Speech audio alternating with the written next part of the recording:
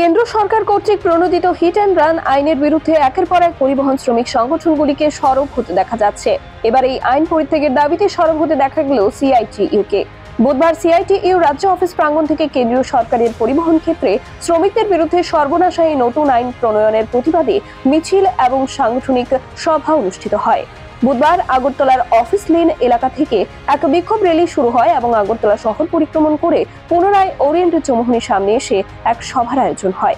সভায় উপস্থিত ছিলেন সিআইটিইউ নেতা মানিক দে সহ অন্যান্যরা। এদিনের এই প্রতিবাদ মিছিল থেকে মানিক দে বলেন, আমাদের সিআইটিইউর পক্ষ থেকে পরিবহন শ্রমিকদের উপর গোটা দেশে এই একটা পরিস্থিতি তৈরি করেছে বিজেপি নেতৃত্বাধীন কেন্দ্রীয় সরকার, এটা চলতে দেওয়া যায় না। এবং বিশেষ করে ভারতবর্ষে ব্রিটিশ শাসিত ভারতবর্ষে একটা আইন ছিল, এই আইনটাকে তারা সময়ে সময়ে পরিবর্তন করেছেন। 1988 সালের একটা পূর্ণাঙ্গ আইন পরিণত করেছিলেন। এটা অ্যামেন্ডমেন্ট করার পর 2019-এ আবার অ্যামেন্ডমেন্ট করেছেন। 2022-এ গিয়ে এটা 2019-এ যে আইনটা করেছেন 2022-এ গিয়ে একটা রুলস জারি করেছেন, যেটা ভয়ঙ্কর বিপজ্জনক।